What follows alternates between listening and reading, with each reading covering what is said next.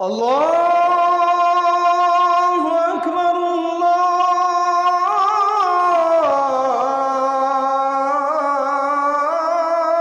আল্লাহু আকবার। আচ্ছা, প্রথমে আসি যে সূরা শব্দের অর্থ কী। সূরা শব্দের অর্থ কী? অধ্যায়, অনুচ্ছেদ, চ্যাপ্টার। সূরা শব্দের আরেকটা অর্থ আছে, সেটা হলো উঁচু স্থান। উঁচু স্থান বা চূড়া। চূড়া, যেমন আমরা বলি পাহাড়ের চূড়া, এরকম উঁচু স্থান। এমনি সূরা বলতে অধ্যায়, অনুচ্ছেদ, চ্যাপ্টার বোঝায়, পাশাপাশি উঁচু স্থানও বোঝায়। তো সূরাতুল ইখলাস, যেটা অন্যান্য সূরাগুলোর ক্ষেত্রে আপনারা খেয়াল করবেন যে সূরার নাম ওই সূরার মধ্যে নির্ধারিত কোনো শব্দের মধ্যেই আছে। যেমন সূরা ফালাক, কুল আউযু বিরাব্বিল ফালাক, এখানে ফালাক শব্দ মজুদ আছে। কুল আউযু বিরাব্বিন নাস, সূরার নাম সূরা নাস। এরকমই সূরাতুল বাকারা, সূরা বাকারার মধ্যে বাকারা শব্দ আছে কি নাই? আলে ইমরানের মধ্যে আলে ইমরান শব্দ আছে না? সূরা ইখলাসের মধ্যে ইখলাস শব্দ নাই। সূরা ইখলাসের মধ্যে ইখলাস শব্দ নাই। এই জন্য ইখলাস শব্দটা আলাদা করে শিখতে হবে। ইখলাস শব্দের অর্থ হচ্ছে একনিষ্ঠতা।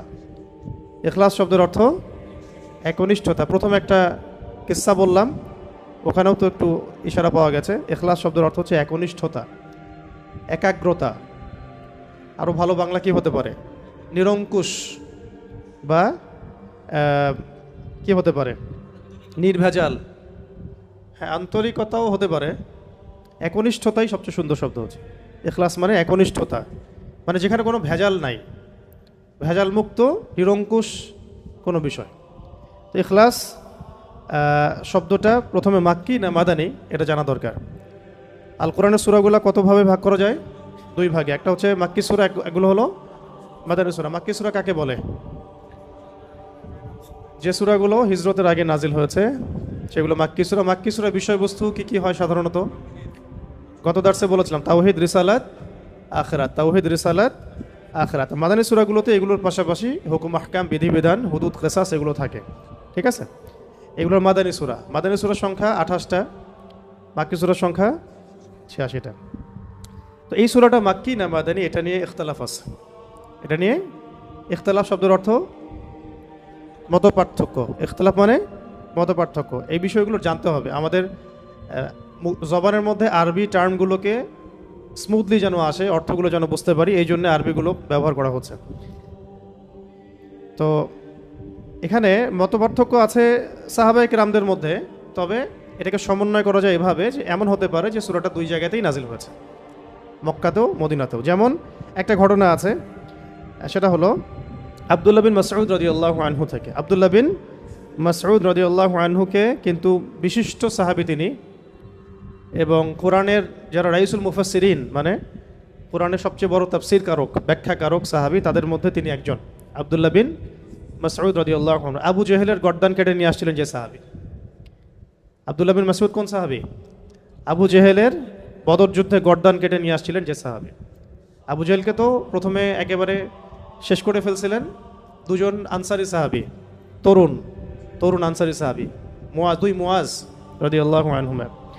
পরবর্তীতে আব্দুল বিন মাসউদ রাদিয়াল্লাহু আনহু তার বুকের উপর পা রেখে তার গর্দান কেটে নিয়ে আসেন। তো তাকে মক্কাতে সবাই বলতে কাফেররা তুচ্ছ তাচ্ছিল্য করত আব্দুল বিন মাসউদ রাদিয়াল্লাহু আনহুকে, কারণ তিনি নিচু বংশের ছিলেন তাদের তুলনায়। যেমন বনু মখজুম, বনু হাশিম, তাদের তুলনায় তার বংশটা ছিল একটু নিচু। এই কারণে তারা তাকে খুব তুচ্ছ তাচ্ছিল্য করত।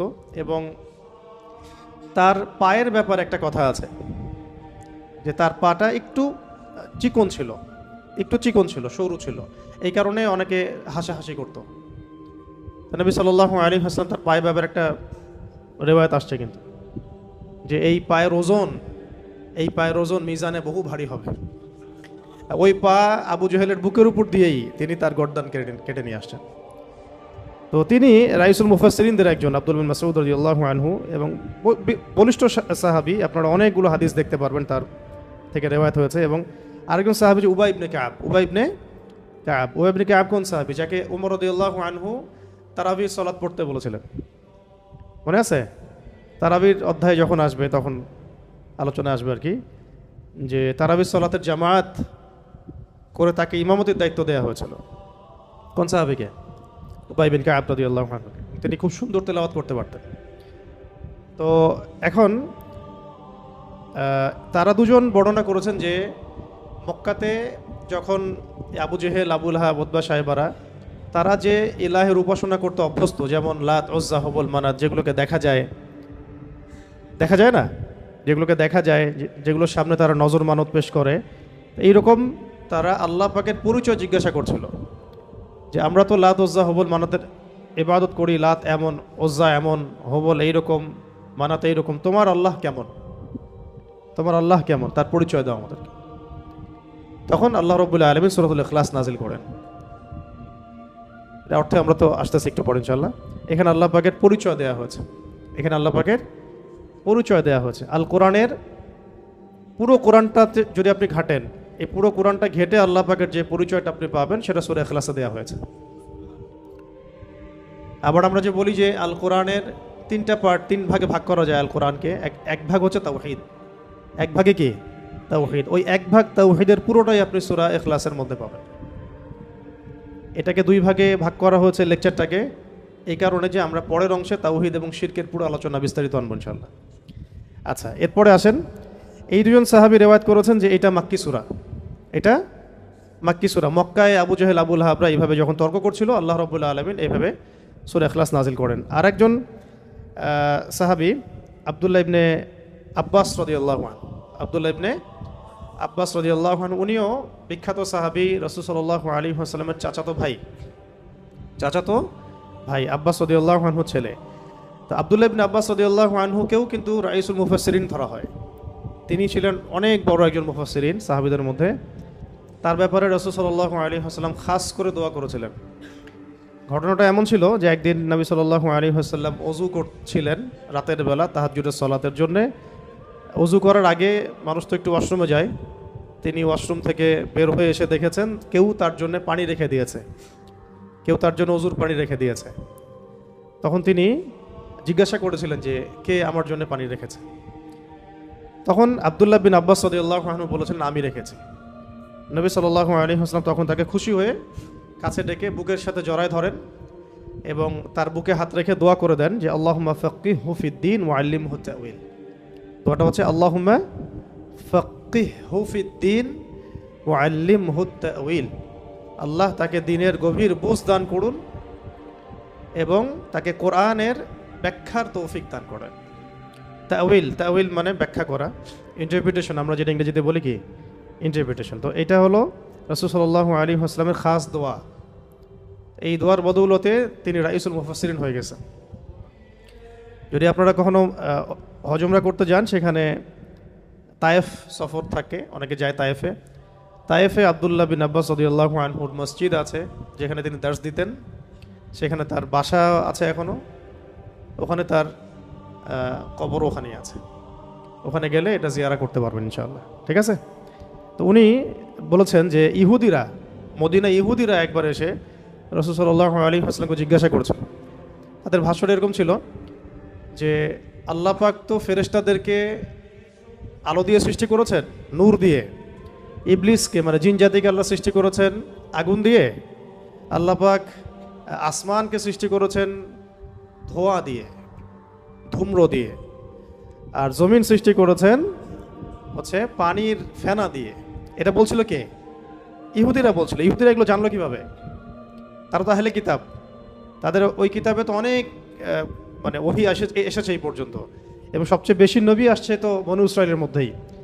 তো তারা এবার প্রশ্ন করছে রাসূল সাল্লাল্লাহু আলাইহি ওয়াসাল্লামকে যে আল্লাহ পাক এইটা দিয়ে এইটা সৃষ্টি করেছেন, এইটা দিয়ে এইটা সৃষ্টি করেছেন, তো আপনি যে আল্লাহর কথা বলছেন তাকে কি দিয়ে সৃষ্টি করা হয়েছে? নাউযুবিল্লাহ। তাকে কি ইয়াকুত পাথর দিয়ে সৃষ্টি করা হয়েছে নাকি সোনা দিয়ে না রূপা দিয়ে? এইভাবে তারা একটা প্রশ্ন করছিল। ইহুদিদের স্বভাব তো বুঝেন। তখন রাসূল সাল্লাল্লাহু আলাইহি ওয়াসাল্লাম চুপ ছিলেন। এই সময় ওহী আসছে যে বলুন কুল হুয়াল্লাহু আহাদ আল্লাহুস সামাদ লাম ইয়ালিদ ওয়া লাম ইউলাদ ওয়া লাম ইয়াকুল লাহু কুফুয়ান আহাদ। তো এটাও বর্ণনা আসছে যে মদিনাতেও এটা নাজিল হয়েছে। আবার একবার একটা বর্ণনা আসছে, এটাও আনাস রাদিয়াল্লাহু আনহু থেকে। আনাস রাদিয়াল্লাহু আনহুকে চেনা আছে? রাসূলুল্লাহ সাল্লাল্লাহু আলাইহি ওয়াসাল্লামের খাদেম ছিলেন। প্রায় 8 থেকে 10 বছর তিনি খেদমত করেছেন এবং তিনি নবীকে খুব কাছ থেকে পেয়েছেন। আনাস রাদিয়াল্লাহু আনহুর জন্যও তিনি দোয়া করেছিলেন। কিন্তু আনাস রাদিয়াল্লাহু আনহুর মা ছিল খুব বুদ্ধিমতী মহিলা। যখন তিনি মানে আমাদের নবীজি যখন মদিনায় হিজরত করে এসেছেন, তখন আনাস রাদিয়াল্লাহু আনহুর মা দ্রুত তার ছেলেকে নিয়ে গিয়েছেন, হে আল্লাহর নবী, আমার ছেলের জন্য দোয়া করে দেন। খাস করে এই যে মায়েদের ভূমিকা, আল্লাহওয়ালা মানুষদের কাছ থেকে দোয়া নিতে হয়। আল্লাহওয়ালা মানুষের কাছ থেকে কী নিতে হয়?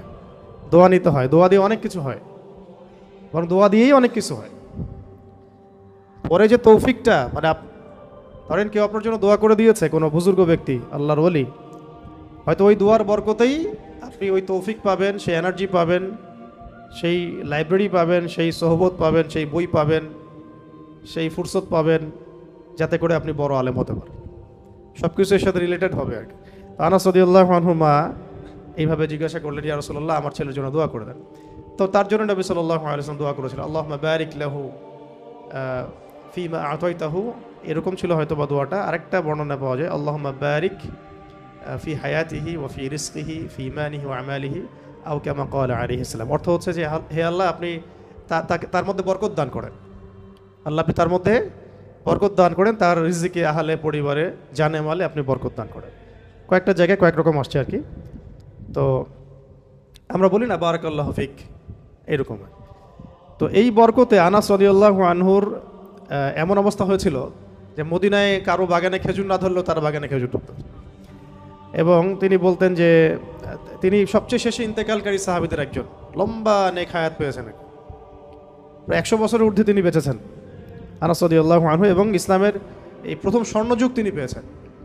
প্রথম স্বর্ণযুগ মানে আবু বকর সিদ্দিকের জামানা, রাসূলের জামানা তো পেয়েছেনই, আবু বকর সিদ্দিকের জামানা, উমর ইবনে খাত্তাবের জামানা, ওসমান রাদিয়াল্লাহু আনহুর জামানা, আলী ইবনে আবি তালেবের জামানা, এই জামানাগুলো তিনি পেয়েছেন। কত সৌভাগ্যের বিষয়। তো এখানে একটা বর্ণনা আছে, ওইটাও বলে দেই আপনাদেরকে। এখানে প্রাসঙ্গিক একটা হাদিসও আছে। নবী সাল্লাল্লাহু আলাইহি ওয়াসাল্লাম একটা জায়গায় সাহাবীরা প্রশ্ন করছিলেন যে, ইয়া রাসূলুল্লাহ, সবচেয়ে সৌভাগ্যবান ব্যক্তি কারা? সবচেয়ে সৌভাগ্যবান ব্যক্তি কাদেরকে ধরা হতে পারে? অনেক জায়গায় অনেক বর্ণনা আসছে, তবে একটা বর্ণনা আমি বলছি এখানে, যে এক জায়গায় নবী সাল্লাল্লাহু আলাইহি ওয়াসাল্লাম ইশারা দিয়েছেন, ইরশাদ করেছেন যে সবচেয়ে সৌভাগ্যবান তারা যাদের জন্যে নেক হায়াতকে লম্বা করা হয়েছে, নেক আমলকে বৃদ্ধি করা হয়েছে। চমৎকার উত্তরটা, যাদের জন্য নেক হায়াতকে লম্বা করা হয়েছে, নেক আমলকে বৃদ্ধি করা হয়েছে। হাদিসে আসছে এভাবে, লিমান তালা উমরুহু ওয়া হাসুনা আমালুহু, লিমান তালা উমরুহু ওয়া হাসুনা আমালুহু। তো এটা থেকে চাইলে আপনারা বা আমরা দোয়াও করতে পারি। মানে আরবি জানলে এগুলো থেকে তো আপনি দোয়া বের করে ফেলতে পারবেন। এই হাদিসটা পড়ে আপনি দোয়া করলেন যে, হে আল্লাহ, আমাকে তাদের অন্তর্ভুক্ত করেন যাদের নেক হায়াতকে লম্বা করা হয়েছে, নেক আমলকে বৃদ্ধি করা হয়েছে। তো এটাকে এখন আরবি দিয়ে আপনি বললেই দোয়া হয়ে গেল, বা বাংলায়ও বলতে পারেন যদি আরবি না জানেন। তো আরবিটা হবে এরকম, আল্লাহুম্মা ইজআলনি মিনহুম, আল্লাহুম্মা ইজআলনি মিনহুম লিমান তালা উমরুহু ওয়া হাসুনা আমালুহু। ঠিক আছে, এটা আরবি শিখাই দিলাম। আল্লাহুম্মা ইজআলনি মিনহুম লিমান তালা উমরুহু ওয়া হাসুনা আমালুহু। এই দোয়াটাও আপনারা প্র্যাকটিস করতে পারেন, চাইলে আমল করতে পারেন। তো আনাস রাদিয়াল্লাহু আনহু বলছেন, খায়বারের ইহুদিরা এরকম প্রশ্ন করেছিল। আবার নাজরান থেকে কিছু নাসারা আসছিল, নাজরান থেকে কিছু নাসারা আসে। নাজরান একটা জায়গা ছিল, খুব বিখ্যাত একটা জায়গা। কিন্তু এই নাজরানের খ্রিস্টানদের সম্পর্কে সূরা আল ইমরানেও আয়াত আছে, মুবাহালার আয়াতগুলো পড়বেন। তো এখানে তারা এসে জানতে চাইছে যে আল্লাহ রাব্বুল আলামিন কিসের তৈরি। আউযু বিল্লাহি মিনাল। তো তখন এই উত্তরে সূরা ইখলাস নাজিল হয়েছে। অনেকগুলো বর্ণনা আসছে যে সূরা ইখলাস মক্কাতেও নাজিল হয়েছে, মদিনাতেও নাজিল হয়েছে। আবার এমন হতে পারে যে উভয় ক্ষেত্রেই আল্লাহ পাক নাজিল করেছেন, এমনও হতে পারে। এখানে ইখতিলাফটা মানে মৌলিক বিষয় না, মূল বিষয় হচ্ছে কোন প্রেক্ষাপটে নাজিল হয়েছে। যখন কাফেররা আল্লাহর পরিচয় জিজ্ঞাসা করেছে, মূল কারণটা কি? যখন কাফেররা আল্লাহর পরিচয় জিজ্ঞাসা করেছে, তাহলে ওখানে ওই সময় কাফের ছিল কারা কারা? এক, মুশরিকরা যারা মূর্তি পূজা করত। ওয়ার্ল্ডের সাথে মিলাবেন, এখনও কিন্তু ওয়ার্ল্ডে ওইরকমই কাফের আছে। এক ধরনের কাফের ছিল ওই সময় আবু জাহেল, আবু লাহাবরা, যারা মূর্তি পূজারী, মুশরিক। এদেরকে কি বলে? মুশরিকিন। এরা ছিল মুশরিক।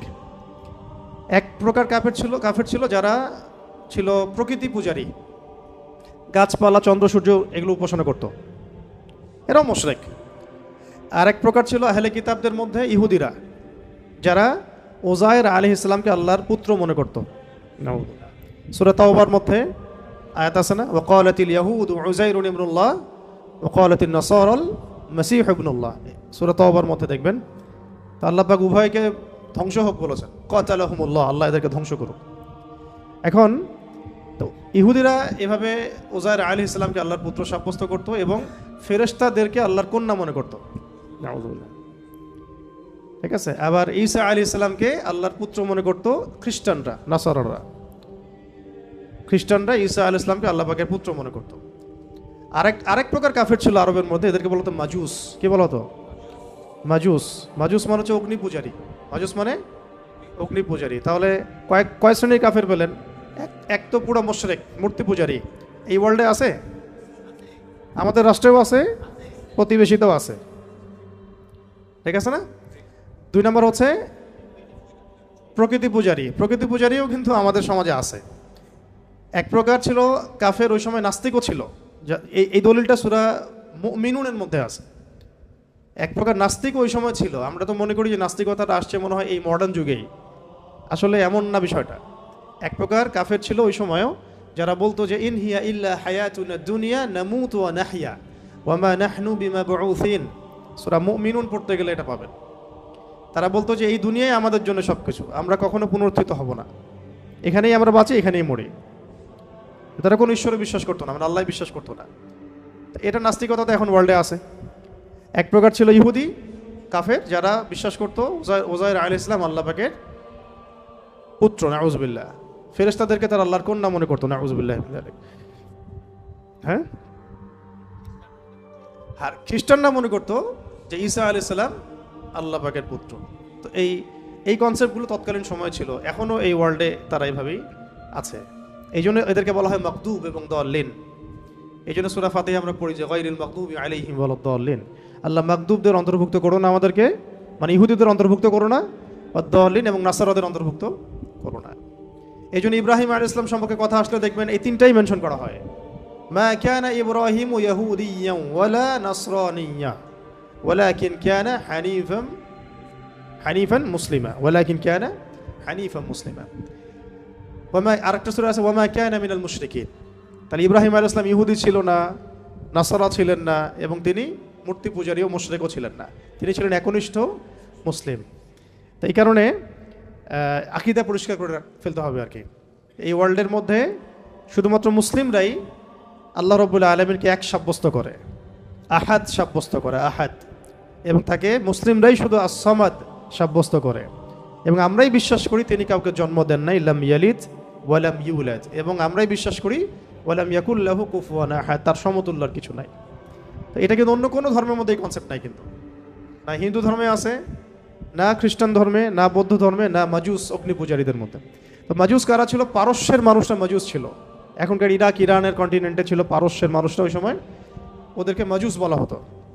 তো এখনও এই মাজুসি এই ধর্ম সরাসরি না থাকলেও মুসলিমদের মধ্যে কিন্তু এই সমস্যাগুলো আবার আসছে আর কি।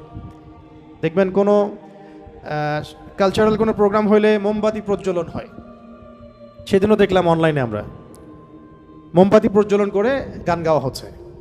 মোমবাতি প্রজ্বলন করে গান গাওয়া, আগুনকে সম্মান করে, এগুলো মাজুসদের কাজ।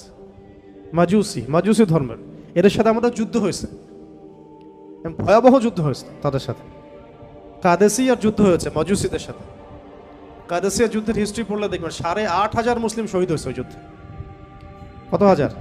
8,500 মুসলিম শহীদ হয়েছে কাদেসিয়া যুদ্ধের পরে। এই যে হীরা নগরী, ইরাকের পুরো ইরাক ইরান কন্টিনেন্টটা আমাদের মানে দখলে চলে আসছে আর কি। এরপর থেকে এই জায়গায় আর মানে ইহুদি খ্রিস্টান মাজুসিরা ঢুকতে পারে না, কিন্তু এখন নতুন করে ফিতনা তো আছেই, তো ওইটা অন্য আলোচনা। তো এখন আমরা বুঝতে পারলাম যে এই সূরাটা নাজিল হয়েছে কোন প্রেক্ষাপটে, যখন কাফেররা আল্লাহ পাকের পরিচয় জিজ্ঞাসা করছে। কারণ যারা শিরকে লিপ্ত, কুফরিতে লিপ্ত, তারা দেখছে যে আল্লাহ তাদের আল্লাহ সামনে, তাদের দেবতা সামনে, তারা দেখতে পারে। কেউ মনে করে যে আল্লাহ মানে ঈশ্বর মনে হয় এমনই যার পুত্র আছে নাউযুবিল্লাহ, কন্যা আছে নাউযুবিল্লাহ, যিনি মনে হয় কোনো কিছু সৃষ্টি, যার কোনো মাধ্যম আছে ইত্যাদি। ওরা এভাবেই এই আইডিওলজিতেই তারা বিশ্বাসী ছিল। তো তারা এখন নবী সাল্লাল্লাহু আলাইহি ওয়াসাল্লামকে প্রশ্ন করছে যে তোমার আল্লাহ কেমন? আমাদের তো ইলাহ আমরা এরকম মনে করি, আমাদের ইলাহ বা আমাদের ঈশ্বরকে তো আমরা এমন মনে করি, তো তোমার আল্লাহ কেমন?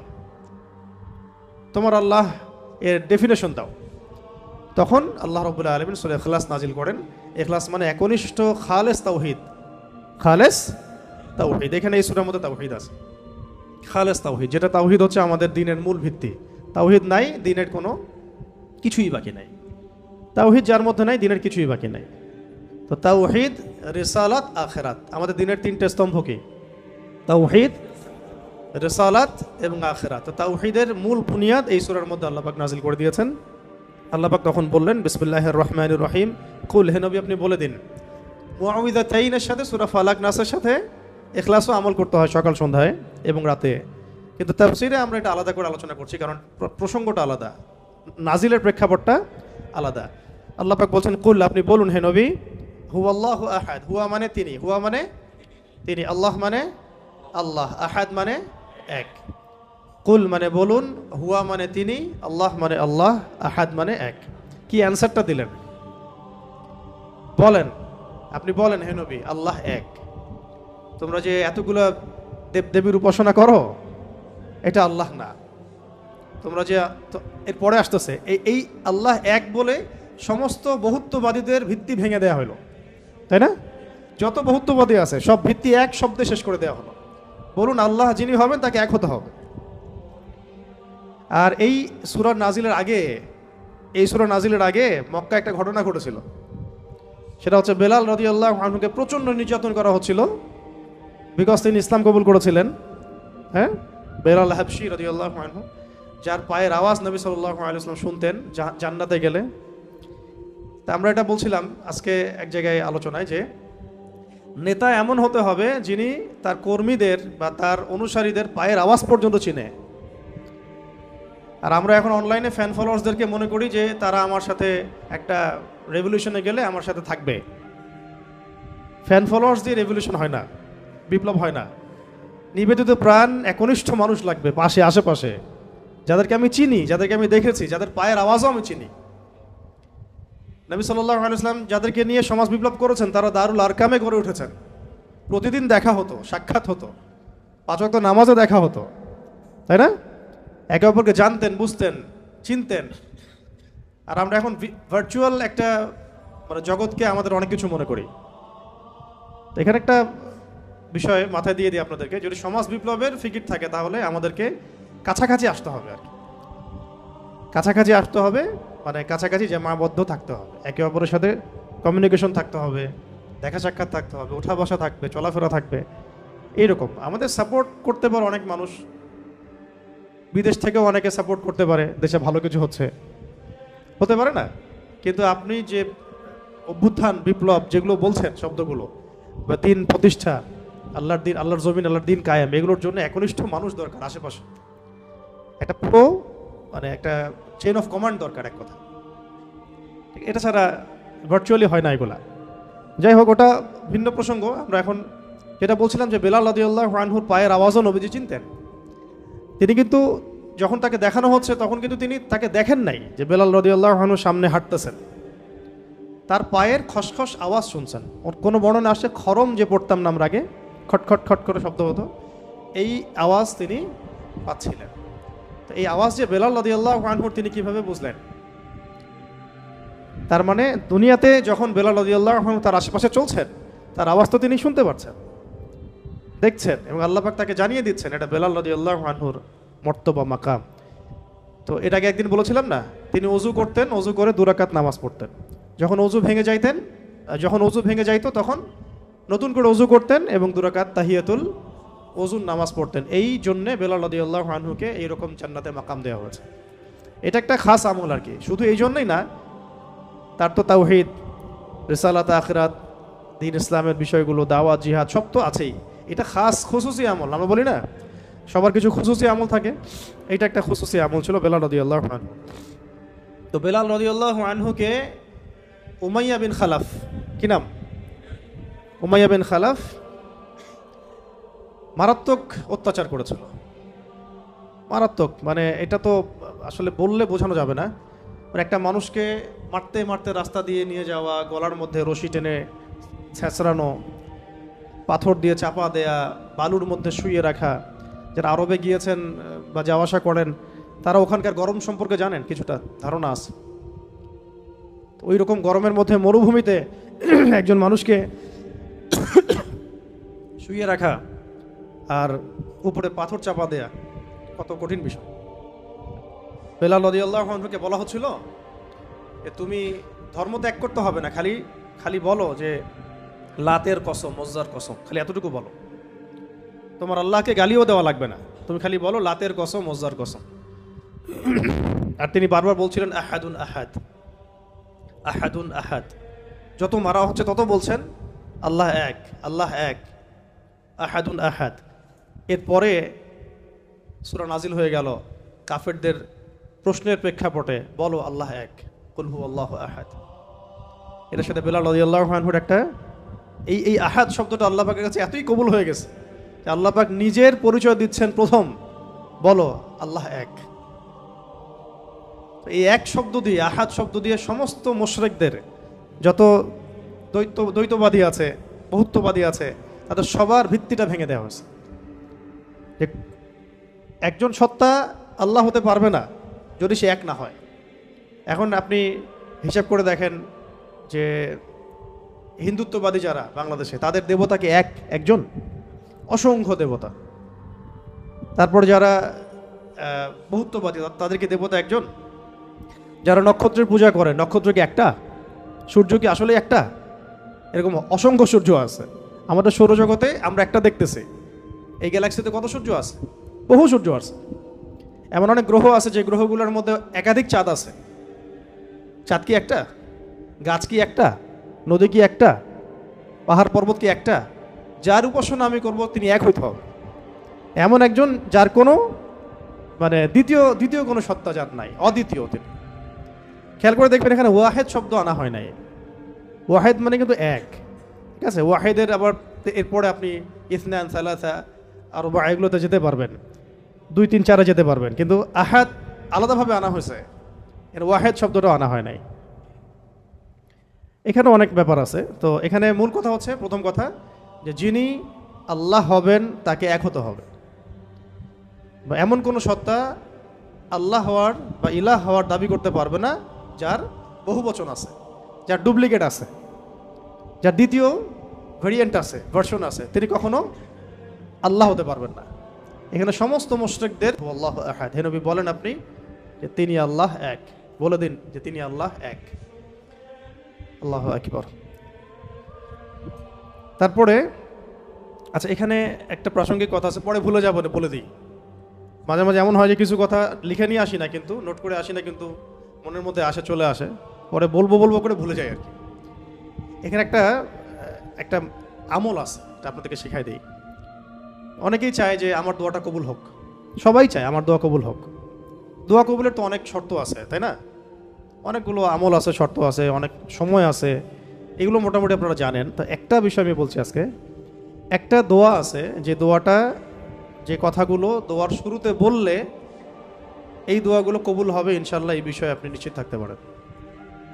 যদি আপনার রিজিক হালাল হয়, ওই শর্তগুলো যদি পূরণ হয়, রিজিক হালাল হয়, বৈধ দোয়া হয়, হ্যাঁ, হারাম কিছু চাচ্ছেন না আপনি, বৈধ বিষয় চাচ্ছেন, হালাল খেয়ে চাচ্ছেন, এই শর্তগুলো পূরণ করে দোয়া করার আগে এই কথাগুলো বললে দোয়া কবুল হবে ইনশাআল্লাহ। আমি তো আর বলতে পারবো না 100% কবুল হবে, এটা তো আমার পক্ষে বলা সম্ভব না, কিন্তু সবচেয়ে শক্তিশালী যে ওসিলাগুলো দোয়া কবুল করানোর জন্য, সেটা এটা একটা। আমাকে যদি বলেন যে আপনার জানা মতো সবচেয়ে বেস্ট ওসিলা কোনটা দোয়া কবুল, আমি বলবো এটাই। এটার সাথে আরও একটা আছে, ওটা আরেকদিন বলবো ইনশাআল্লাহ। সেটা হচ্ছে আপনি আল্লাহ রাব্বুল আলামিনের এই একত্ববাদের ওসিলা দিয়ে দোয়া করবেন। আল্লাহ পাকের এই তাওহীদের ওসিলা দিয়ে, একত্ববাদের ওসিলা দিয়ে দোয়া করবেন। এইভাবে বলা, পরে শুনে আপনারা মুখস্থ করে নিয়েন। দোয়া করার আগে আল্লাহ পাকের প্রশংসা করা, আলহামদুলিল্লাহটাও আল্লাহ পাকের প্রশংসা, এবং রাসূল সাল্লাল্লাহু আলাইহি ওয়াসাল্লামের প্রতি দরুদ শরীফ পড়া একবার, অন্তত একবার, চাইলে আপনি অনেক পড়তে পারেন। এরপরে যে বিষয়টা আপনি চাচ্ছেন তার আগে বলা যে আল্লাহুম্মা ইন্নী আসআলুকা আল্লাহুম্মা ইন্নী আসআলুকা বিআন্নী, আগে বলে নেই, আল্লাহুম্মা ইন্নী আসআলুকা বিআন্নী আশহাদু আন্নাকা আনতাল্লাহ লা ইলাহা ইল্লা আনত আল আহাদ আস-সামাদ আল্লাযী লাম ইয়ালিদ ওয়া লাম ইউলাদ ওয়া লাম ইয়াকুল লাহু কুফুয়ান আহাদ। সূরা ইখলাস যে জানে সে এটা সহজেই বলতে পারবে। আল্লাহুম্মা ইন্নী আসআলুকা বিআন্নী আশহাদু আন্নাকা আনতাল্লাহ লা ইলাহা ইল্লা আনতাল আহাদ আস-সামাদ আল্লাযী লাম ইয়ালিদ ওয়া লাম ইউলাদ ওয়া লাম ইয়াকুল লাহু কুফুয়ান আহাদ। এরপরে আপনি দরুদ শরীফ পড়ে দোয়া করা শুরু করবেন, ইনশাআল্লাহ দোয়া কবুল হয়ে যাবে। তাই যে ওজিফা বলে দিলাম, এখন হাদিয়া তোহফা বাড়ায় দিয়েন, ঠিক আছে ইনশাআল্লাহ? ওকে। আচ্ছা, এটা পরীক্ষিত আমল, ইনশাআল্লাহ দোয়া কবুল হবে ইনশাআল্লাহ। আরও যদি সুন্দর করতে চান তাহলে আল্লাহুম্মা ইন্নী আসআলুকা বিআন্নী আশহাদু আন্নাকা আনতাল্লাহ, এর সাথে লা ইলাহা ইল্লা আনতাল আহাদ আল ওয়াহিদ আস-সামাদ আল্লাযী লাম ইয়ালিদ ওয়া লাম ইউলাদ ওয়া লাম ইয়াত্তাখিয ওয়ালাদান ওয়া লাম ইয়াকুল লাহু শারীকুন ফিল মুলক। আরও বলা যায় ওয়া লাম ইয়াকুল লাহু কুফুয়ান আহাদ। আরেকটা আছে আল্লাহুম্মা ইন্নী আসআলুকা বিআন্নী আশহাদু আন্নাকা আনতাল্লাহ লা ইলাহা ইল্লা আনতাল হান্নান আল মান্নান بديع السماوات والأرض يا ذا الجلال والإكرام يا حي يا قيوم برحمتك أستغيث। এইটা দিয়ে দোয়া করা যেতে পারে শুরুতে, ঠিক আছে? এগুলো আমল করবেন ইনশাআল্লাহ। প্রথমটা তো সহজ, ওইটা বললাম আল্লাহুম্মা ইন্নী আসআলুকা, একা দোয়া করলে আল্লাহুম্মা ইন্নী আসআলুকা, একসাথে করলে আল্লাহুম্মা ইন্না নাসআলুকা। একা করলে আল্লাহুম্মা ইন্নী আসআলুকা, একসাথে করলে তখন আল্লাহুম্মা ইন্না নাসআলুকা বিআন্নী আশহাদু আন্নাকা আনতাল্লাহ লা ইলাহা ইল্লা আনতাল আহাদ আস-সামাদ আল্লাযী লাম ইয়ালিদ ওয়া লাম ইউলাদ ওয়া লাম ইয়াকুল লাহু কুফুয়ান আহাদ। এর অর্থ হচ্ছে, হে আল্লাহ, আমি মানে এই ওসিলায় তোমার কাছে প্রার্থনা করছি, আর এটা জেনে আমি তোমার কাছে প্রার্থনা করছি, এইটার দাবি দিয়ে আমি তোমার কাছে প্রার্থনা করছি যে তুমি এক, তুমি অমুখাপেক্ষী, তুমি কাউকে জন্ম দাও নাই, কারো কাছ থেকে তুমি জন্ম নেও নাই, তোমার সমতুল্য কিছু নাই। এইটার ওসিলা দিয়ে আল্লাহ আমি তোমার কাছে প্রার্থনা করতেছি। এর চেয়ে বড় ওসিলা হয়? তাওহীদের চেয়ে বড় ওসিলা হয় না। এরপরে আরেকদিন আরেকটা ইনশাআল্লাহ শিখাই দেব। এটা গেল ওই যে বললাম বেলাল রাদিয়াল্লাহু আনহুর অত্যাচারের পরে নাজিল হওয়ার পর আল্লাহ রাব্বুল আলামিন প্রথম জানাই দিলেন যে বলো আল্লাহ রাব্বুল আলামিন এক। এই এক দিয়ে কি হয়েছে, সমস্ত বহুত্ববাদীদের যে ধর্মবিশ্বাসের যে ভিত্তি, এটাকে ভেঙে দেওয়া হয়েছে, ঠিক আছে? 2 নাম্বার হচ্ছে আল্লাহ পাক বললেন যে আল্লাহুস সামাদ, আল্লাহ অমুখাপেক্ষী শব্দটাকে সালাফগণ, আসলাফগণ, আকাবিরগণ অনেকভাবে ব্যাখ্যা করেছেন।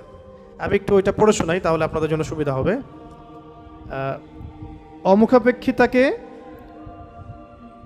ইমামগণ কয়েকভাবে ব্যাখ্যা করেছেন যে আল্লাহুস সামাদ এটাকে কয়েকটা ভাগে ভাগ করা যায়। যেমন একটু মনে রাখবেন, যেমন আব্দুল্লাহ বিন আব্বাস রাদিয়াল্লাহু আনহু, হাসান বসরি ও সাইদ ইবনে জুবাইর রাহমাতুল্লাহি আলাইহি বলেছেন যে এর অর্থ হচ্ছে আল্লাহ পাক নির্ভীক, যার কোনো ভয় নাই। আল্লাহুস সামাদ মানে আল্লাহ পাক নির্ভীক, যার কোনো ভয় নাই। এমনিতে আমরা বাংলা বুঝলাম আল্লাহুস সামাদ মানে আল্লাহ পাক অমুখাপেক্ষী, মানে যার কাউকে প্রয়োজন নাই, সমস্ত সৃষ্টির তাকে প্রয়োজন, এবং তিনি সমস্ত সৃষ্টি থেকে অমুখাপেক্ষী, কোনো জরুরত নাই সৃষ্টির কাছে তার। আল্লাহ পাক কারো কাছে রিজিক চান না, আল্লাহ পাক রিজিক চান না। এমন না যে আমরা সবাই আল্লাহর ইবাদত করলে আল্লাহ পাকের শক্তি বেড়ে যাবে, মোটেই না। আল্লাহ পাক যেমন ছিলেন তেমনই থাকবেন। আবার এমন না যে সব মানুষ যদি কুফরি করা শুরু করে আল্লাহ পাকের শক্তি কমে যাবে, কখনোই না। মানে এই পুরো বিশ্ব জাহান সৃষ্টি করার আগে আল্লাহ যেমন ছিলেন, আজও তেমন আছেন, চিরকাল তেমন থাকবেন। আল্লাহ পাক অমুখাপেক্ষী মানে কারো প্রয়োজন নাই।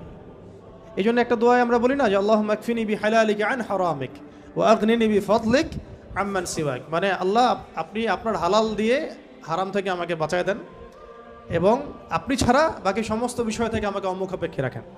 তা আমরা যদি আল্লাহর প্রতি মুখাপেক্ষী হই, তাহলে অন্য মাখলুকের প্রতি আমরা কি মুখাপেক্ষী হব? তা আমরা সবার থেকে অমুখাপেক্ষী হয়ে গেলাম। আল্লাহ পাক তার পুরো সৃষ্টি থেকে কি অমুখাপেক্ষী।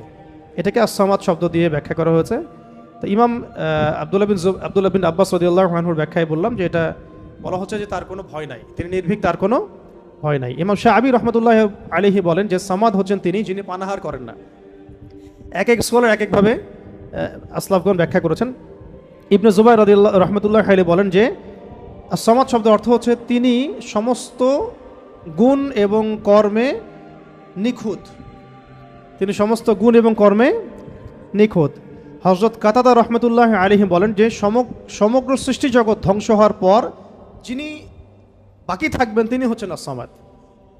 সমস্ত সৃষ্টি জগৎ ধ্বংস হয়ে যাওয়ার পরে যিনি যার অস্তিত্ব থাকবে তিনি হচ্ছেন আস-সামাদ। তো সমাদের কত ব্যাখ্যা তারা করেছেন, ঠিক আছে। তারপরে ইকরিমা রাহমাতুল্লাহি আলাইহি বলেছেন যে যার উপর কারো মর্যাদা নাই তিনি হচ্ছেন আস-সামাদ, যার উপরে কারো আর মর্যাদা নাই তিনি হচ্ছেন আস-সামাদ। তারপরে ইমাম রাজি রহমতুল্লাহ আলাইহি বলেছেন সামাদ হচ্ছেন তিনি যার উপরে কখনো কোনো বিপদ আপদ আসে না। সামাদ হচ্ছেন তিনি যার উপরে কখনো কোনো বিপদ আপদ আসে না। তারপরে আবুল ওয়াইল শাকিক ইবনে সালামা রহমতুল্লাহ আলাইহি বলেন যে সামাদ হচ্ছেন তিনি যিনি সর্বত্র তার কর্তৃত্ব প্রতিষ্ঠা করতে পারেন, সর্বত্র যার কর্তৃত্ব তিনি প্রতিষ্ঠা করতে পারেন। কারো মতে কোন কোন স্কলারের মতে সামাদ হচ্ছেন তিনি যিনি সামাদ হচ্ছেন তিনি যার কাছে সমস্ত মাখলুককে প্রয়োজন পেশ করতে হয়, যার কাছে সমস্ত মাখলুককে প্রয়োজন পেশ করতে হয়। আর আরেকজন স্কলার তিনি বলেছেন সামাদ হচ্ছেন তিনি যিনি সমস্ত দোষ ত্রুটি থেকে মুক্ত, সমস্ত দোষ ত্রুটি থেকে মুক্ত। এগুলো আরও বিস্তারিত আপনারা পাবেন তাফসিরে জালালাইনের মধ্যে আছে, ঠিক আছে। এখন এই সমাজ শব্দ দিয়ে তাহলে কি করা হচ্ছে, ওই বহুত্ববাদীদের পর যাদের ধর্মবিশ্বাস কিছুটা বাকি থাকে তাদের ভিত্তিটাকে ঘুরিয়ে দেওয়া হচ্ছে। তো ইলাহ হতে হবে এমন যার কোনো ভয় নাই, যার কোনো ভয় তাকে কখনো স্পর্শ করে না। ইলাহ হতে হবে এমন একজন সত্তাকে যিনি কারো মুখাপেক্ষী নন। যত যত স্ট্যাচু আছে এগুলো তো মুখাপেক্ষী, ওকে তো বানানো হয়েছে, সে তো নিজেকে বানায় নাই, সে কারো মুখাপেক্ষী, সে তো খালেক না, সেও মাখলুক। তারপরে যারা মানুষ যারা নিজেদেরকে বিশ্বমঞ্চে বড় বড় করে ফুটিয়ে তোলে বা নিজেদেরকে রবের আসনে অধিষ্ঠিত করার চেষ্টা করে, তারা কি অমুখাপেক্ষী? তারাও মুখাপেক্ষী, সবাই মুখাপেক্ষী। আবার ইহুদিরা যে ধর্মবিশ্বাসে চলছে তারা কি অমুখাপেক্ষী? না। নাসারাদের ক্ষেত্রেও সেম, তারা মুখাপেক্ষী। মাজুসিরা তারাও এমন ইলাহের উপাসনা করে যারা মুখাপেক্ষী।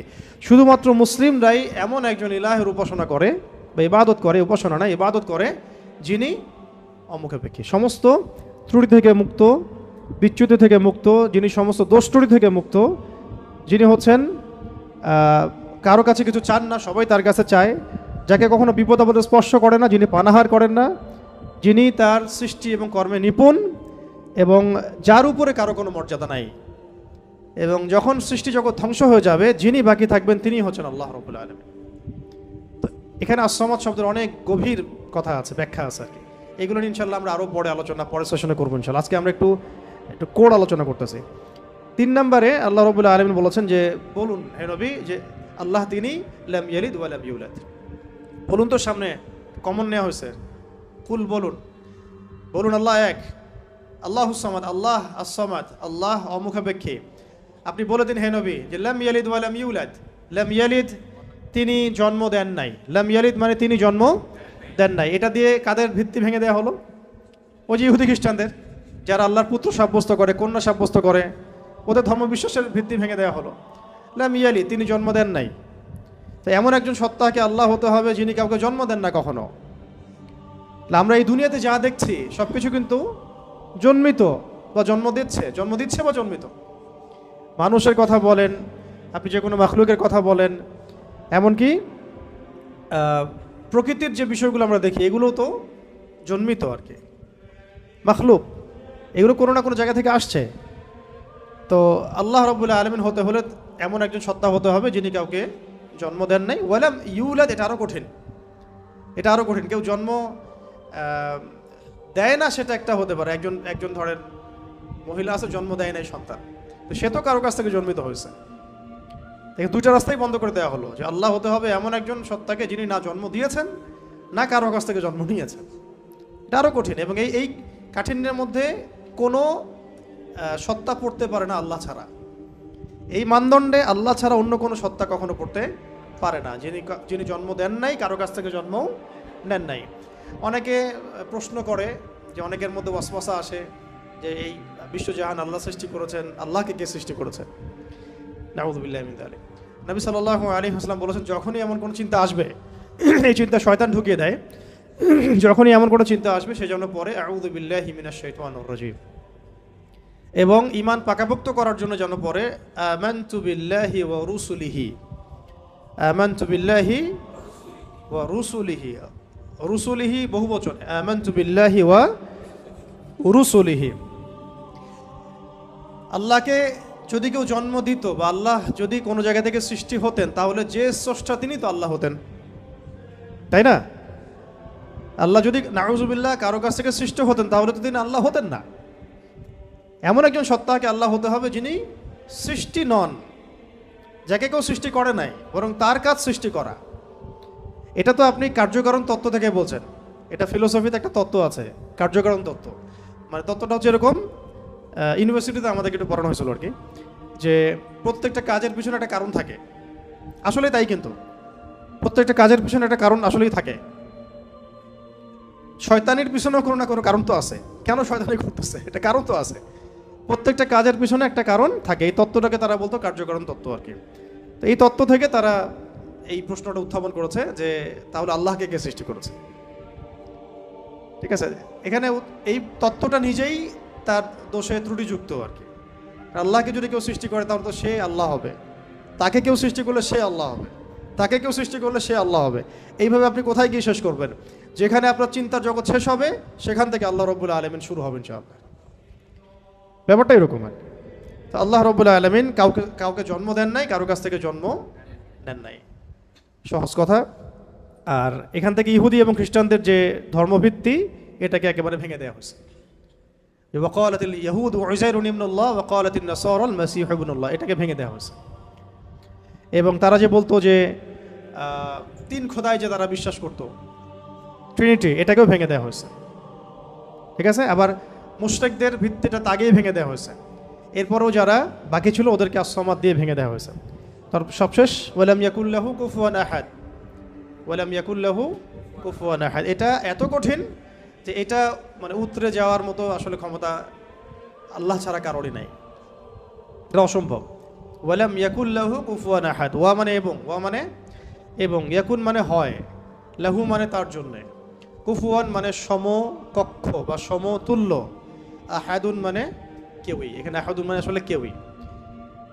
ওয়া মানে এবং, লাম ইয়াকুন, ওয়ালাম ইয়াকুন এবং হয় না, লাম মানে না, লাম হচ্ছে অতীতকালে না বাচক বোঝায়, অতীতকালে না বাচক, এগুলো মনে রাখবেন।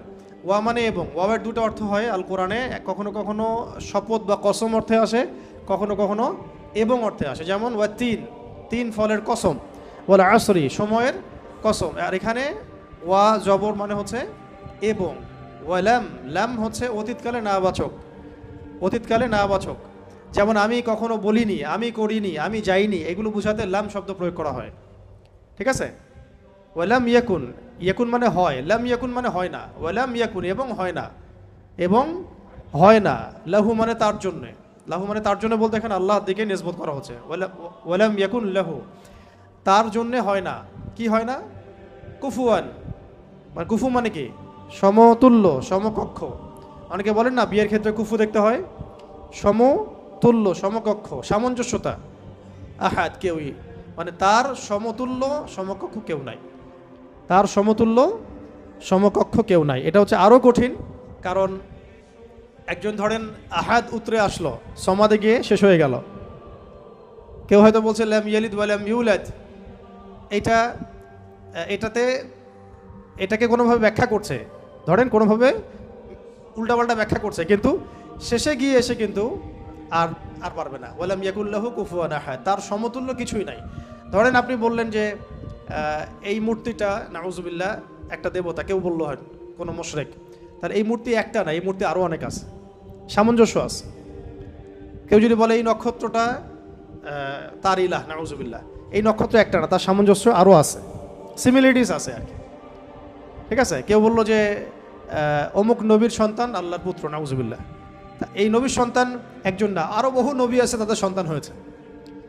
এইরকমই ওয়ালাম ইয়াকুল্লাহু কুফুয়ান আহাদ হচ্ছে এমন একজন সত্তাকে আল্লাহ হতে হবে যার সাদৃশ্য কিছু নাই। লাইসা লাইসা কামিথলিহি শাই, তার সমতুল্য, তার মতো কিছু নাই। অনেকে আল্লাহ পাকের এই যে হাত, আল্লাহ পাকের চেহারা, আল্লাহর হাসি, আল্লাহর ক্রোধ, এগুলোকে ব্যাখ্যা করতে গিয়ে আকীদার ক্ষেত্রে এমন এমন কিছু ব্যাখ্যা করেছে যেখানে আল্লাহ পাককে মাখলুকের সাথে সাদৃশ্য করে দেওয়া হয়েছে। এবং তারা আবার বলছে এটাই নাকি আহলুস সুন্নাহ ওয়াল জামাআর আকীদা। এটা একটা বাজে বিষয়, এটা একটা বাজে কথা। আল্লাহ রাব্বুল আলামিনের জাত এবং সিফত সম্পর্কে আমরা ইনশাআল্লাহ আরেকদিন বিস্তারিত কথা বলবো, ঠিক আছে? এতটুকু বলছি এখন যে আল্লাহ আল্লাহই, তার মতো কোনো কিছুই নাই। যেখানে আল্লাহ পাক বলেছেন তার চেহারা, এটা চেহারার অর্থ ইশারা কি সেটা আল্লাহ পাক জানেন। ওটা আমি যদি এখন মনে করতে যাই যে এটা এরকম চেহারা, চোখ নাক মুখ কানওয়ালা, তো এটা শিরক হয়ে যাবে তো আর কি। আল্লাহ পাক কোনো মাখলুকের সাদৃশ্য না, ওয়ালাম ইয়াকুল্লাহু কুফুয়ান আহাদ, লাইসা কামিথলিহি শাই, তার মতো আর কিছু নাই, ঠিক আছে? তো আল্লাহকে কোনোভাবেই এইরকম কোনো ব্যাখ্যার মধ্যে আনা যাবে না। যেমন অনেকে বলেন না যে আল্লাহ পাক কোথায় আছে। তো এখন আপনি প্রশ্ন করলেন যে আল্লাহ রাব্বুল আলামিন কোথায় আছে, তো কেউ বলছে আরশের উপরে আছে। আরশের তো আল্লাহ পাকের ক্ষেত্রে এমন দিক সাব্যস্ত করা যাবে না, উপরে নিচে ডানে বামে, এভাবে না। এটা ইস্তাওয়ার অর্থ কি, সেটা আল্লাহ পাক যেভাবে বলেছেন ওইটুকুতে চুপ থাকা আর কি, ব্যাখ্যা করতে না যাওয়া। এমনকি আল্লাহ পাক আর রহমান আর রহিম, এটাকে এইভাবে ব্যাখ্যা করা যাবে না যে কেমন রহমান, আমাদের মতো রহমান, আমাদের মতো দয়াময় কি? আল্লাহর দয়া আল্লাহর মতো, আল্লাহ পাকের দয়া আল্লাহর মতো, আল্লাহর ক্রোধ আল্লাহর মতো, আল্লাহর মানে কারো প্রতি সন্তুষ্ট হওয়া তার মতো, তার নিজের জাত এবং সিফতের মতো, আমাদের কোনো মাখলুকের মতো না। আবার আল্লাহ পাকের দিকে কোনো দিকও সাব্যস্ত করা যাবে না যে আল্লাহ উপরের দিকে, নিচের দিকে, ডানের দিকে, বামের দিকে। এইগুলো মানে খুব সূক্ষ্ম বিষয় আকীদার, এবং এই আকীদার এই বিষয়গুলো সমাজের মধ্যে অনলাইনের মাধ্যমে এত ফিতনা সৃষ্টি হয়ে গেছে যেগুলো আসলে অনেক সময় জেনারেল ভাইরা এখানে মধ্যে ডুবে যাচ্ছেন আর কি। তো আল্লাহ পাকের ব্যাপারটাকে খুব সেন্সিটিভলি বুঝতে হবে এবং সূক্ষ্মতার সাথে বড় বড় উলামায়ে কেরামদের কিতাবগুলো পড়ে তাদের কাছ থেকে ব্যাখ্যা জেনে নেবেন। এবং যেটা বুঝবেন না পড়তে গিয়ে, যদি আপনি আকীদার বইগুলো আসলেই পড়তে পারেন, তাহলে যেটা বুঝবেন না সেটা অবশ্যই বড় আলেমকে জিজ্ঞাসা করতে হবে। হ্যাঁ, আরশের কথা দিয়ে অনেকে বলেছেন উপরে। এই সমাসীন শব্দটা মানে হচ্ছে আসীন হওয়া। এই যে আমি বসে আছি এখন চেয়ারের উপরে, আমি চেয়ারের উপরে সমাসীন হয়ে আছি আমি এখন। তো এটা কি সমাসীন শব্দটা ঠিক হবে তাহলে? আল্লাহ পাক কি বসে আছেন? নাউযুবিল্লাহি মিন যালিক। কোন হালতে আছেন আপনি জানেন? আমরা জানি। আল্লাহর হালতে আছে। আল্লাহ পাক যেভাবে থাকা দরকার তার শান মর্যাদা অনুযায়ী আল্লাহ পাক আছে। তো এই ব্যাপারগুলো খুব সূক্ষ্ম, কিন্তু এই জন্য আমি বলছি এটার আরেকটা দার্স লাগবে পরের ক্লাসে ইনশাল্লাহ। ওই দিন আমরা তাওহীদের পুরো বিষয়গুলো, খুঁটিনাটিগুলো জানবো ইনশাল্লাহ। পাশাপাশি শিরকের বিষয়গুলো লিস্ট করা হচ্ছে, যতগুলো কাজ শিরক এগুলো আপনাদেরকে বলে দেবো ইনশাল্লাহ। মানে এখন যেগুলো দেখা যায়, এছাড়াও আরও অনেক শিরক আছে যেটা সামনে আসবে আর কি। হ্যাঁ, আসতে পারে, কারণ যেভাবে যুগ বদলায় সেভাবে শিরকের ভেরিয়েন্টও বদলাচ্ছে। যেভাবে যুগ বদলাচ্ছে না, শিরকের ভেরিয়েন্টও বদলাচ্ছে। কিন্তু উসুলগুলো জানা থাকলে আমরা ভুল করবো না ইনশাল্লাহ, ঠিক আছে? তো আমরা এখানে সূরা ইখলাসের মূল কয়টা অর্থ জানলাম, সরল অনুবাদ। তাহলে অর্থ ধরলে পারবেন তো এখন থেকে ইনশাল্লাহ। কুল শব্দের অর্থ বলুন। কাকে বলতে বলা হচ্ছে? রাসূল সাল্লাল্লাহু আলাইহি ওয়াসাল্লামকে। কেন বলতে বলা হচ্ছে? কারণ কাফেররা জিজ্ঞাসা করেছে আল্লাহ কেমন, তোমার আল্লাহ কেমন, প্রকৃতি জিজ্ঞাসা করছে, আল্লাহ পাক সম্পর্কে জানতে চেয়েছে। আল্লাহ পাকের ডেফিনেশন কোন সূরা আছে? ইখলাস। এই সূরাকে বলা হয় তাওহীদের সূরা, একনিষ্ঠতা, ঠিক আছে, খালেস তাওহীদ। এবং কোরআনের যে 3টা ভাগের কথা বললাম, 3 ভাগের 1 ভাগই হচ্ছে তাওহীদ। এই কারণে এই সূরাকে আল কোরআনের 3 ভাগের 1 ভাগ বলা। এখন বুঝতে পারছেন যে হাদিসে আসছে না যে এই সূরা ইখলাস হচ্ছে কোরআনের 1/3 সমান। 1/3 কেন? কারণ কোরআনের 3 ভাগের 1 ভাগ হচ্ছে তাওহীদ। এটা এভাবে আসে নাই কিন্তু যে 3 বার পড়লে 1 খতম হবে, এভাবে কিন্তু হাদিসে আসে নাই। এটা ব্যাখ্যা, উলামায়ে কেরামদের আসলাফদের অনেকের ব্যাখ্যা যে 3 বার পড়লে হয়তো 1 খতমের নেকি হয়ে যাবে। ইনশাআল্লাহ হতেও পারে, আল্লাহ পাক দিতেই পারেন, আল্লাহ পাক দিলে আমার সমস্যা কি?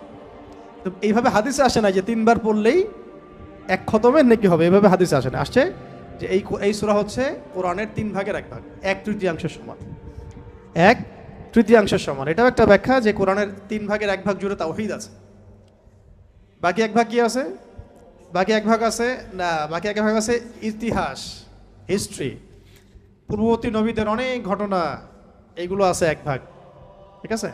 আর 1 ভাগ আছে আহকাম, হুকুম আহকাম, এগুলো করো এগুলো করো না, হ্যাঁ, দিক নির্দেশনা।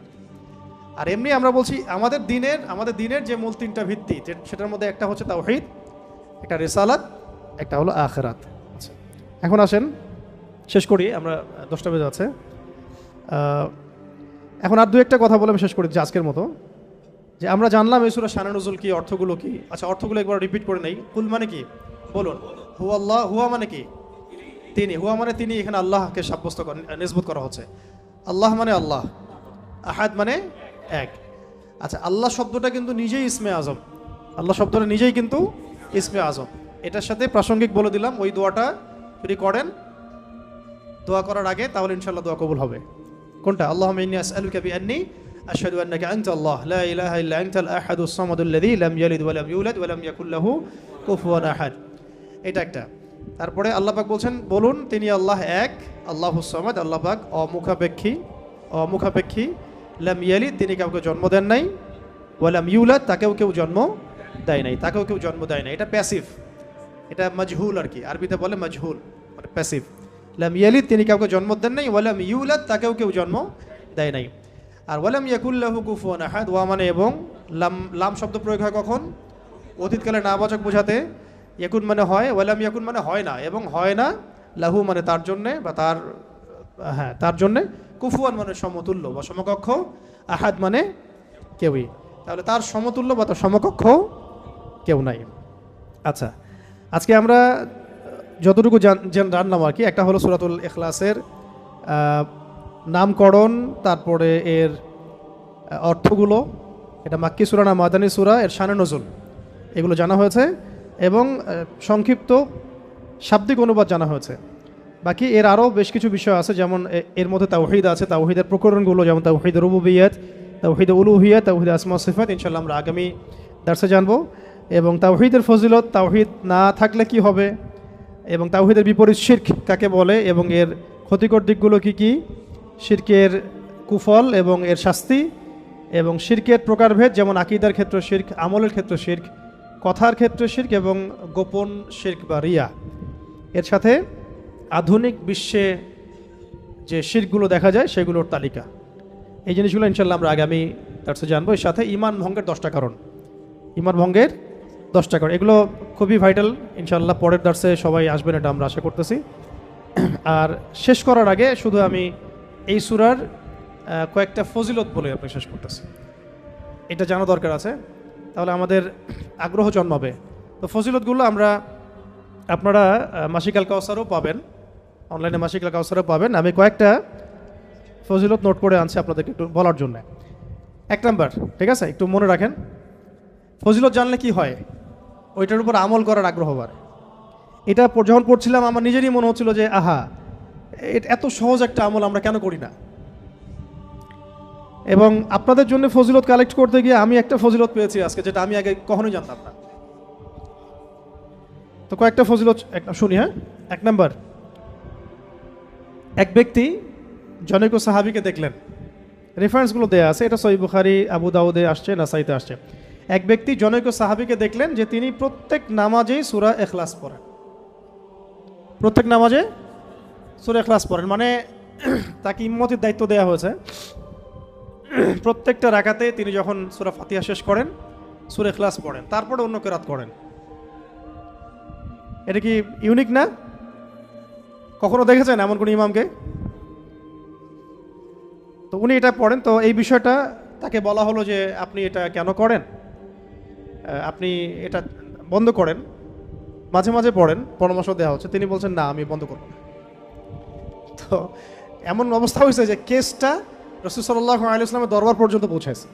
ইয়া রাসূলুল্লাহ, আপনার যে ইমাম আপনি দিয়েছেন সেই ইমাম তো এরকম করে, প্রত্যেক রাকাতেই সূরা ইখলাস পড়ে। এখন নবী সাল্লাল্লাহু আলাইহি ওয়াসাল্লাম এর কাছে যখন এই বিষয়টা আসলো, তখন তিনি জিজ্ঞাসা করলেন যে সূরা ইখলাস তুমি প্রত্যেক রাকাতে কেন পড়ো? তিনি বললেন যে আমি এই সূরাটাকে ইয়া রাসূলুল্লাহ ভালোবাসি, আমি এই সূরাটাকে ভালোবাসি। তখন নবী সাল্লাল্লাহু আলাইহি ওয়াসাল্লাম বলেছিলেন যে এই সূরার প্রতি ভালোবাসা তোমাকে জান্নাতে প্রবেশ করাবে ইনশাআল্লাহ। কেন তিনি সূরাটাকে ভালোবাসতেন এটারও ব্যাখ্যায় হাদিসে আরও ব্যাখ্যা আসছে, যে বলা হচ্ছে তিনি এই সূরাটাকে ভালোবাসতেন এই কারণে যে এখানে আল্লাহ পাকের তাওহীদ আছে, এখানে আল্লাহ পাকের তাওহীদ আছে। তো আল্লাহ পাকের তাওহীদকে যে ভালোবাসবে, তাওহীদকে ধারণ করবে, তাওহীদ প্রসার এবং প্রতিষ্ঠার জন্য কাজ করবে, তার মর্তবা কী হইতে পারে আপনি চিন্তা করেন। তো তাওহীদ নিয়ে আলোচনা আমরা পরের দর্শে ইনশাআল্লাহ আসবো, ঠিক আছে? ওকে, আরেকটা বর্ণনা আসছে যে নবী সাল্লাল্লাহু আলাইহি ওয়াসাল্লাম একবার সব সাহাবীদেরকে, আশেপাশে যারা ছিলেন ওই সময় সবাইকে জড়ো করলেন। তো তারা মনে করলেন যে খুব গুরুত্বপূর্ণ একটা হয়তো বড় কোনো নির্দেশনা আসবে। তো নবী সাল্লাল্লাহু আলাইহি ওয়াসাল্লাম সবাইকে জড়ো করে বললেন, আমি তোমাদের সবাইকে আল কোরআনের 3 ভাগের 1 ভাগ তেলাওয়াত করে শোনাবো। নবীজি বললেন সাল্লাল্লাহু আলাইহি ওয়াসাল্লাম, আমি তোমাদের সবাইকে আল কোরআনের 3 ভাগের পুরো 1 ভাগ তেলাওয়াত করে শোনাবো, সবাই এদিকে আসো, কাছে আসো। সবাই জড়ো হলেন। তো নবী সাল্লাল্লাহু আলাইহি ওয়াসাল্লাম পড়লেন যে বিসমিল্লাহির রহমানির রহিম, কুল হুয়াল্লাহু আহাদ আল্লাহুস সামাদ লাম ইয়ালিদ ওয়া লাম ইউলাদ ওয়া লাম ইয়াকুল লাহু কুফুয়ান আহাদ। তো এটা বলে তিনি কিন্তু ভিতরে চলে গেছেন বাসায়, সাহাবীরা দাঁড়াই আছে যে সম্ভবত কোনো জরুরত হয়েছে আমাদের নবীজির, হয়তো আবার আসবেন, এসে আবার বলবেন। এসে তিনি বলছেন এটা হচ্ছে কোরআনের 3 ভাগের 1 ভাগ, এটা হচ্ছে কোরআনের 3 ভাগের 1 ভাগ। সুবহানাল্লাহ, সুবহানাল্লাহ। 3 ভাগের 1 ভাগের তো একটা ব্যাখ্যা আমি বললাম। এছাড়া এমনও যে 3 ভাগের 1 ভাগের তাওহীদের পুরো ফজিলত তেলাওয়াতের নেকি আল্লাহ পাক দিয়ে দিতে পারেন ইনশাআল্লাহ। এখান থেকে অনেক স্কলার ব্যাখ্যা করেছেন যে 3 বার পড়লে 1 খতমের নেকি হবে। তবে এইভাবে সরাসরি হাদিসে আসে নাই। আচ্ছা, আরেকদিন 3 নম্বর হাদিস, নবী সাল্লাল্লাহু আলাইহি ওয়াসাল্লাম বললেন, এটা হাদিসে আসছে আবু সাঈদ খুদরি রাদিয়াল্লাহু আনহু থেকে, তিনি বললেন যে তোমরা কি প্রত্যেক রাতে, রাতের বেলা এটা পড়তে বলা হচ্ছে, তোমরা কি প্রত্যেক রাতে কোরআনের 1/3 তেলাওয়াত করতে পারো না? তোমরা কি প্রত্যেক রাতে আল কোরআনের 1/3 তেলাওয়াত করতে পারো না? সাহাবীরা বললেন, ইয়া রাসূলুল্লাহ, বিষয়টা তো অনেক কঠিন মনে হচ্ছে। তখন নবী সাল্লাল্লাহু আলাইহি ওয়াসাল্লাম বললেন, না, এটা সহজ, আমলটা সহজ, কারণ সূরা ইখলাসই হচ্ছে কোরআনের 1/3। সূরা ইখলাস হচ্ছে আল কোরআনের 1/3। এইরকম সাহাবীগণ অন্য বর্ণনায় বলেছেন যে ইয়া রাসূলুল্লাহ, আমরা তো দুর্বল, আমরা প্রতি রাতে 1/3 কেমন করে তেলাওয়াত করব? তো নবীজি বললেন যে বলো, কুল হুয়াল্লাহু আহাদ আল্লাহুস সামাদ লাম ইয়ালিদ ওয়া লাম ইউলাদ। আল্লাহ তাআলা পুরো কোরআনকে 3 ভাগে ভাগ করেছেন। একটু আগে আমি বললাম আল্লাহ তাআলা পুরো কোরআনকে 3 ভাগে ভাগ করেছেন, এর মধ্যে সূরা ইখলাসটাই 3 ভাগের 1 ভাগ। সূরা ইখলাসটা হচ্ছে 3 ভাগের 1 ভাগ। আচ্ছা, তো এরকম বেশ কিছু বর্ণনা আছে মানে সিমিলার আর কি, ওটা আমি রিপিট করছি না। তবে আমি যে কয়েকটা বলতে চাচ্ছিলাম সেটা হলো যে এটা 4 নাম্বারটা, এটা ভালো করে শোনেন, খুব ভালো করে শোনেন। একবার নবী করিম সাল্লাল্লাহু আলাইহি ওয়াসাল্লাম একটা সফরে ছিলেন এবং সফরে তো অনেক ঘটনাই ঘটে। এক পর্যায়ে জনৈক সাহাবীকে তিনি শুনলেন তিলাওয়াত করছেন কুল ইয়া আইয়ুহাল কাফিরুন। কোন সূরা? সূরা কাফিরুন তেলাওয়াত করছেন, কুল ইয়া আইয়ুহাল কাফিরুন। তিনি শুনলেন এক সাহাবী তেলাওয়াত করছেন। এটা শোনার পরে তিনি বললেন যে সে শিরক থেকে পবিত্র হয়ে গেছে, এই জন্য একটা বর্ণনা আসছে রাতের বেলা সূরা কাফিরুন পড়লে আল্লাহ পাক তাকে শিরক থেকে হেফাজত করবেন ইনশাআল্লাহ। আর আরেকজনকে তিনি পড়তে শুনলেন কুল হুয়াল্লাহু আহাদ। একজন পড়ছিল সূরা কাফিরুন, আরেকজন সাহাবী পড়ছিলেন সূরা ইখলাস। তখন নবীজি বললেন তাকে মাফ করে দেয়া হয়েছে, সুবহানাল্লাহ, সুবহানাল্লাহ। আরেকটু আগে যে বর্ণনা বলেছি ওইটা এখানেও আছে, যে ইমাম আনাস রাদিয়াল্লাহু আনহু থেকে একটা বর্ণনা আসছে যে আনসারী একজন সাহাবী ছিলেন, মসজিদে কুবা ইমামতি করতেন। যখনই তাকে ইমামতি করতে দেওয়া হতো তিনি সূরা ফাতিহার সাথে অন্য সূরা মিলিয়ে সূরা ইখলাস পড়তেন। তো এই বিষয়টা রাসূল সাল্লাল্লাহু আলাইহি ওয়াসাল্লামের কাছে যায় এবং তিনি বলেন যে তুমি এই কাজটা কেন করো, আবশ্যিকভাবে এটা করার কারণ কি? তিনি বলেছিলেন যে উহিব্বুহা ইয়া রাসূলুল্লাহ, আমি এই সূরাটাকে আমি ভালোবাসি। তখন নবী সাল্লাল্লাহু আলাইহি ওয়াসাল্লাম বলেছিলেন যে এই সূরার প্রতি ভালোবাসা, যে হুব্বুকা ইয়াহা আদখালাকাল জান্নাহ, এই সূরার প্রতি যে ভালোবাসাটা, এই ভালোবাসাই তোমাকে জান্নাতে প্রবেশ করাবে ইনশাআল্লাহ। এটা একটা বর্ণনা আসছে। এরকম আরও সিমিলার বর্ণনা আছে। আরেকদিন আবু হুরায়রা রাদিয়াল্লাহু আনহু তিনি বলছেন যে আমি রাসূল সাল্লাল্লাহু আলাইহি ওয়াসাল্লামের কাছে বসেছিলাম, এমন সময় এক ব্যক্তি সূরা ইখলাস তেলাওয়াত করা শুরু করলো। তখন নবী সাল্লাল্লাহু আলাইহি ওয়াসাল্লাম বললেন যে ওয়াজাবাত, কি বললেন? ওয়াজাবাত, ওয়াজিব হয়ে গেছে। ওয়াজাবাত মানে ওয়াজিব হয়ে গেছে, ওয়াজাবাত মানে ওয়াজিব হয়ে গেছে। আমি জিজ্ঞাসা করলাম ইয়া রাসূলুল্লাহ কি ওয়াজিব হয়ে গেছে, কি ওয়াজিব হয়ে গেল? তিনি বললেন যে আল জান্নাহ, জান্নাত ওয়াজিব হয়ে গেছে, এই ব্যক্তির উপর জান্নাত ওয়াজিব হয়ে গেছে।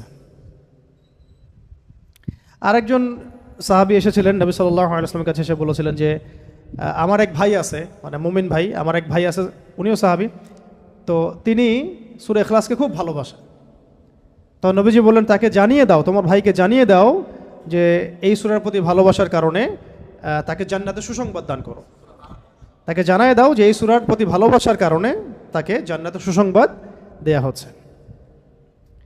এইরকম আরও বর্ণনা আছে সিমিলার, যেমন একটাতে আসছে, এটাও বুখারী মুসলিমের বর্ণনা, যে সাহাবায়ে কেরাম একদিন এক সাহাবীকে জিজ্ঞাসা করলেন যে এই সূরাটাকে আপনি এতবার কেন পড়েন? তিনি বলেছিলেন যে এই সূরার মধ্যে আর রহমানের সিফত এবং গুণাবলী আছে, এই সূরার মধ্যে আর রহমানের মানে আল্লাহ পাকের সিফত এবং গুণাবলী আছে, তাই আমি এটাকে পড়তে ভালোবাসি। তখন নবীজি বললেন তাকে জানিয়ে দাও যে আল্লাহও তাকে ভালোবাসে। মানে এক এক জায়গায় এক একভাবে শব্দ এক্সট্রা আসছে আর কি। কোনো জায়গায় বলা হচ্ছে তার জন্য জান্নাত ওয়াজিব হয়ে গেছে, কোনো বর্ণনা আসছে যে তাকে জানায় দাও যে আল্লাহ তাকে ভালোবাসেন, কোনো বর্ণনা আসছে তাকে জানায় দাও যে তাকে জান্নাতের সুসংবাদ দান করো। এরকম করে বিভিন্ন বর্ণনা আসছে আর কি। এবার আমাদের জন্য খুব আগ্রহের একটা হাদিস, এটা শুনেন। মুয়াজ ইবনে আনাস জুহানি রাদিয়াল্লাহু তাআলা আনহু বলেন যে রাসূলুল্লাহ সাল্লাল্লাহু আলাইহি ওয়াসাল্লাম একদিন বললেন, ভালো করে শুনেন, রাসূলুল্লাহ সাল্লাল্লাহু আলাইহি ওয়াসাল্লাম একদিন বললেন, যে ব্যক্তি কুল হুয়াল্লাহু আহাদ এই সূরাটাকে 10 বার পড়বে, যে ব্যক্তি এই সূরাটাকে 10 বার পড়বে, আল্লাহ তাআলা তার জন্য জান্নাতে একটা প্রাসাদ নির্মাণ করবেন। তো এই কথাটা শুনে ওমর রাদিয়াল্লাহু আনহু বললেন, ওমর ইবনুল খাত্তাব তিনি বললেন যে তাহলে তো আমরা অনেক প্রাসাদের অধিকারী হয়ে যাব ইয়া রাসূলুল্লাহ। তার উদ্দেশ্য ছিল এটা, যদি আমি 20 বার পড়ি ইয়া রাসূলুল্লাহ, তাহলে নবীজি বললেন তাহলে দুইটা প্রাসাদ, যদি 30 বার পড়ি তা 3টা প্রাসাদ, তো ইয়া রাসূলুল্লাহ তাহলে তো আমরা অনেক প্রাসাদের অধিকারী হয়ে যাব।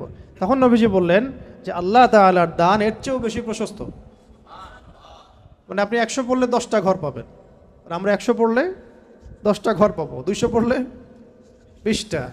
এইভাবেই আল্লাহ পাকের দান আরও প্রশস্ত।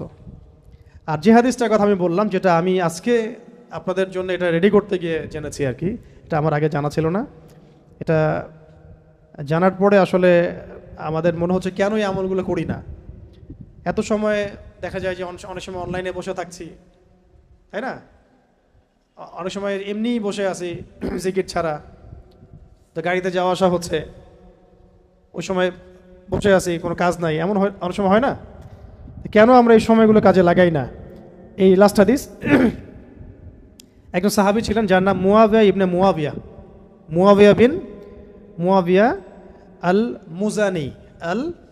মুজানি রাদিয়াল্লাহু তাআলা আনহু, তিনি ইন্তেকাল করেছিলেন এবং নবী সাল্লাল্লাহু আলাইহি ওয়াসাল্লামের তিনি সাহাবীদেরকে নিয়ে জানাজার নামাজ পড়া হলো।